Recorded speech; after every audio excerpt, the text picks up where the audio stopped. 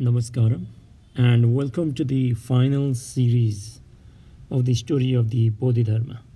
As you have watched the previous three parts, Bodhidharma, first of all, get initiated into the Buddhism and then travels to China to fulfill his master's wish.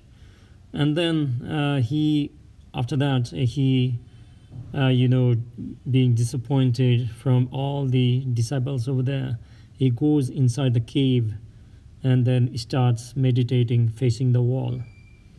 Then he continues that one. So now, we're coming into the final stage.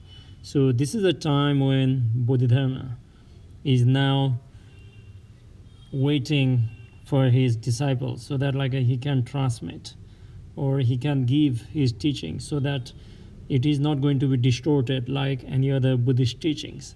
So he is still facing the wall. So the time has changed, years has passed, and he is still facing the wall. Now eventually there is another Buddhist monk who being disappointed by the practices he was getting from the monastery, is being told by his master to go and find another teacher.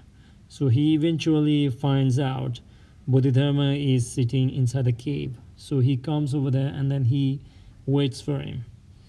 He waits for him, the weather is very cold, it is snowing outside. So he waits over there. And it is said that he waits there for nearly 3 days in a chilling cold, not even moving anywhere else. And he sits over there. And on the third day, Bodhidharma realizes the determination of this person, of the monk. So he comes out of his meditation and he comes out slowly walking towards him and then asks him. So he says they have a certain discourses that you can go through that is quite interesting. And at the end, Bodhidharma says, "Why should I take you as a disciple?" So he asks. So the monk tells Bodhidharma that I'm determined enough to let go of all my suffering and everything. I've been monk for many years, but I'm reaching nowhere. So I can see only you as a hope. So what Bodhidharma says is, unless you do not let go of your past karma, you cannot continue to the new journey.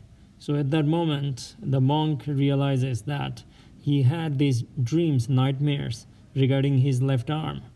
So his past was, following him all the time. So with this intention, he takes out a knife and cuts off his left arm. Just by looking at this, Bodhidharma understood the devotion and dedication and determination of this monk, and he accepts him as his disciple. So this is where the first Zen transmission or the tradition started. So Bodhidharma is the first patriarch of the Zen Buddhism, in which you cannot teach anyone with knowledge or anything. It has to be transmitted. That is the significance of Zen.